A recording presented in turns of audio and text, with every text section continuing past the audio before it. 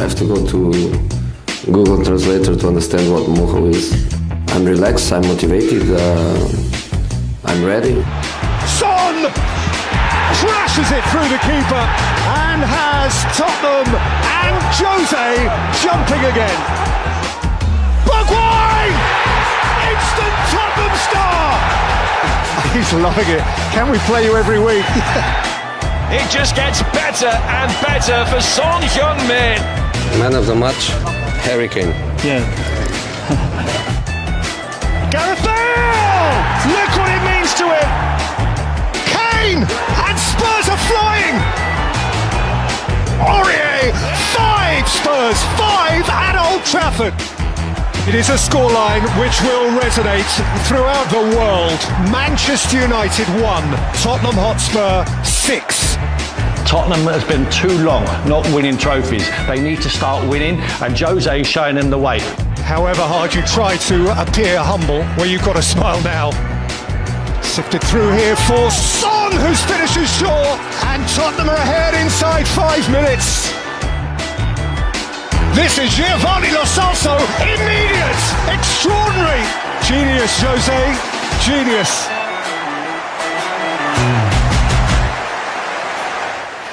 Jose Mourinho's Tottenham are top of the league. Who'd have thought it? He's done brilliant jobs since he's been in there. You know, overall, you'd have to say he got a little bounce when he first went in there. Then he got the injuries to Son and Kane, and it really affected him. And they had a poor end. Then we had the stop, didn't we, for the COVID. And they benefited from that. They managed to get them 2 world-class players back to fitness. At the end of the season, they put a good run together and got themselves in Europa League. Was that a success? Daniel Levy would have said no. He would have said no, we wanted Champions League. But so did a lot of other teams in the Premier League. This season, he's had them 2 guys fit. He's found a way, Alderweireld and Dyer. He's realised that they can defend the penalty area very well. They're not very good on the halfway line. So what he's done is he's brought the whole team back. So they're very energetic. Højbjerg has been a good signing as a number. He's sitting in front of the 2 centre-backs. He's brought Reggie on in. He's been outstanding at left-back. And they're very energetic and very strong in the midfield areas, but they don't really go anywhere. And he leaves it up to the likes of Son and Kane to win them the football match. And obviously we brought in Harry Kane now. Gareth Bale. Gareth Bale gets anywhere near the fitness, what we think he could be, maybe 75% of that, then they've got another top player who can catch teams on the counter-attack. That is what he wants to play. That is the way he's always played. He was up against it when he first came in because the fans were in the stadium and they don't want to suffer that at Tottenham. They want to play free-flowing, open football like they've had over 5 years with Pochettino, and the players also want to play that way. Now, when you've got a manager like Pochettino who trusts the players to play on the front foot and take everyone on in the dressing room, right here, tell you as well as me, you feel like the manager trusts you, you know, and we can go and take it on. And if you feel good about yourself, now when a manager comes in and says, no, we can't actually do that, this is our game plan, we're going to sit in and we're going to try and counter attack. Normally, you think it'll be in the dressing room, you say, why doesn't he trust us? You know, this is not good. I want to feel like we're as good as Liverpool or as good as Man City. But Jose's got it right. Perhaps his team can't. And they're buying into it. And the likes of Harry Kane, they beat Man City the other day, never touched the ball in Man City's penalty area once. Not one touch in the penalty area. But if they win something this year, only got to win your Carabao Cup. They're already in a quarter-final to play Stoke. You know, with respect to Stoke, they're going to beat Stoke and they go to the semi-final. If they can avoid Man City, they'll win the Carabao Cup. Well, they've already beaten them. They've beaten them. Yeah, they've shown they can beat them. Yeah. Against teams who want to come out to them, they will beat. They've got the way to beat them. Against teams where they have to take the game to the opposition, I think that's where they're going to struggle. But if they keep Kane and keep Son fit, they've got every chance to win some trophies this season. I think the Tottenham players would be delighted with what's going on now, because what they've done under Marcelo Pochettino was fantastic. But this is showing another way. This is Mourinho's way. This is how he does it. And when you look at the way they're playing, you look at, like you mentioned, Reguilon. I think he's an upgrade on Davis. When you mention, I think that Matt Doherty's an upgrade on Aurier. I think he's brought in 2 good players there to help with the forward play. I think, obviously, Højbjerg, when you look at Højbjerg's numbers, not only is the fact that he can break things up, but his passing and possession, his tackles, the amount of fouls he commits. He's somebody that's doing that job that Mourinho wants. And I think that with Ndombele, and like Tim said, and I totally agree to a certain extent, that when you're playing against teams that, like a Man City or an Arsenal or probably even a Chelsea, who will try and come at you, why not do what Tottenham are doing? It's very effective if you don't pick up Harry Kane and you've got runners behind him. Then you've got Ndombele, who, for me, against City, yes, left spaces, and they totally exposed them with the quality. The ball what Ndombele put in, Harry Kane's great movement in front, Son going beyond. I think that works for them. I'd be interested to see the Tottenham fans in there now, because that works. That works the way they're playing, and it looked pretty good the other day against City. We will come back to that point about the Tottenham fans and the difference that might be there if it was in the ground. But just because we've just seen that comparison with the first few games or first 19 games of Jose Mourinho's time, the last 15 of Mauricio Pochettino's time, I've seen a point made a couple of places, which I think is a valid one, which is that there was so much emotion in Pochettino leaving. He was so loved at the club and so loved by the supporters that actually quite a few of us missed that Jose Mourinho might be the right appointment to come in and bring that level of steel into Tottenham, because he just didn't have that. Well, we've been talking about it, haven't we, from the beginning of the show. They didn't have that connection with him. No. When Mourinho arrived, one of the first things I remember writing in a match report was that he was trying to turn choir boys into street fighters, because when he arrived they were too nice. And anyone who's seen the Amazon documentary, I can't obviously repeat what he said in there, but clearly it paid off, because against Manchester City, they got the job done. Don't worry, I won't know what anybody's going to say. All right, no, I trust you. But I think there's a couple of quite important things. Pochettino might look at what's happened with Spurs this season and think, if I had that investment, I might have been able to do with that side and that squad what Mourinho is doing now. Because for the last 2 years of his time at the club, he'd been begging for money to buy new players.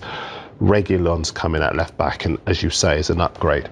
Højbjerg has defied the people who said that he was quite an underwhelming signing to prove pivotal to what they are doing at the moment. People underestimate the job that Mourinho's done with Ndombele, who wanted to leave last year, didn't want to work with him, and he's managed to turn him around. And as you say, Doherty is an upgrade at right back, and it's that back line that was so bad in the first couple of seasons at Spurs under Pochettino. They had the best defence in the Premier League and the joint best defence with Manchester United, and then they lost their way completely. Now they're back to being solid again, and I think all of this without Bale being anywhere near, as you say, where he could be. And it's for that reason I think they will compete for the title, because in the second half of the season we'll see Bale where he wants to be. He's had no pre-season whatsoever, and in the second half of the season they will find a way to configure him into the side that enables them to be able to break teams down. I don't have any doubts about that, actually. I have less doubt about them breaking teams down now. I think against Burnley they beat them by a single goal. West Brom was a big one. 88th minute of that game, and they broke them down as well. I don't have those concerns. And also, we haven't even seen the best of, for example, Carlos Vinicius, who is back up to Harry Kane. You know, that's the kind of depth that Pochettino would have liked, which is why, to a certain extent, I think it's unfair to kind of judge Pochettino too harshly, because if he had had that investment that Mourinho got, and I would imagine he wouldn't have come if he hadn't had that promise of the investment, I think Pochettino might still be at the club. See, I disagree. I think Pochettino would have had the investment if he said that I want the investment. I think Pochettino would have been given the investment, but what Pochettino wanted to do, he stuck to the plan. The plan when he took over from me was to carry on, bring the kids through, develop, keep hold of the kids. As soon as Jose's gone in there, Troy Parrott's not good enough, Walker Peters not good enough, Oliver Skipp's not good enough. What do you make of that? Not only got good enough, he gets rid of them, gets them away from the football club. So all of a sudden now he's got a shadow of the squad. And what he says to Daniel Levy is the biggest art in any management is to get the owner to spend money. And he just says, when he first went in there, Jose Mourinho, they asked him, do you need any players? He said, no, I'm happy with the squad. What a wonderful squad from the outside. He goes in there after signing the ink's dry. He goes into Daniel Levy. These are not good enough. We need this one, that one. Go and get me them.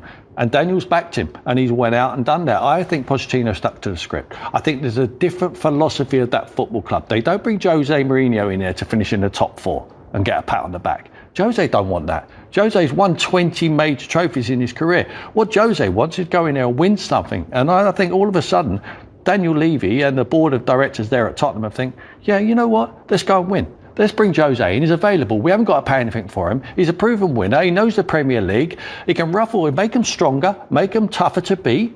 And that's what he's done. Yeah. And I think he's benefited from not having fans in the stadium. Because if he has fans, put extra pressure on playing the way he's playing. Now, if I'm Jose Mourinho, I'm not changing the way I play either. I've got a blueprint of winning 20 major trophies.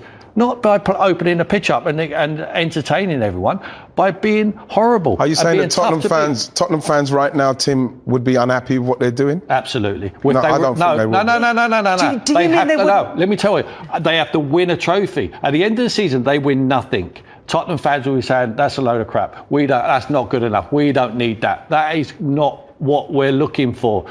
If they win a trophy, they will say, brilliant. Jose's the Messiah, and I believe they will win a trophy. I believe they've got the squad to win a trophy, but they have to keep one man fit. See, they've not been able to keep Harry Kane fit for the last 3 or 4 seasons. I don't think it's dependent on keeping Harry Kane fit anymore. I think they can win without him. They've proved they can win they can't. They haven't proved it with him because they can win matches without him. They can't win matches without him. Let's take a look at the difference between with Kane and Son and without Kane and Son. It's different. This is without Kane. What was the so? You think they can or they can't win without him? I think they really struggle without him. I think when they don't play well against West Brom, when they don't play well against Burnley, then they don't play well against Brighton. Everton, they were poor and they lost that game. I think he scores goals. But do you think it's for different reasons from why they would have missed him before? Because, you know, we talked about his post-match interview against Manchester City, and he wasn't, you know, not having a touch inside the Spurs box. So are they missing him for different reasons than they would have done previously? No, I think before, when they were under Pochettino, they had different ways to score goals. They've scored 21 goals this season, and 16 of them have come from Son and Kane. I think if you take that away, you can say that about a lot of teams in the leagues if their main man's injured. Aguero at Man City, they've really struggled to win without him. But I think if you take Harry Kane out of that now, I think they will struggle. But Tim, we're talking about their Vinicius as well, and they've got that backup. But the only other thing I was going to say is this. I agree with your point about the change in mentality. We all know what Mourinho can do. But in the last 2 years of covering the club, I remember they beat Leicester at the end of this season. They smashed them up, I think it was 5 or 6-0. And the entire press conference at Wembley, us journalists were sitting there and we thought it was all going to be about being happy that they'd beaten them and finishing the top 4. And Pochettino was again having a go at the club and saying, I need money. I can't keep being expected to pull rabbits out of the hat. So I think he did call for that investment. And I think at some level he actually upset Daniel Levy as well, because he kept doing it so very publicly. The day that they opened the new stadium, Daniel Levy expected it all to be about how wonderful this new arena was and it made them big players. And Pochettino did a separate daily huddle with us guys, and he was saying, I need better players. No point us being there unless we've got better players. So he called for it time and again. I think you could argue that Mourinho was able to leverage coming in on the back of it, and I would agree with you on that, because he's managed to get what Pochettino simply did not have. But I certainly think that Pochettino would look at now at what he has and think, if I had that, I could have done the same thing.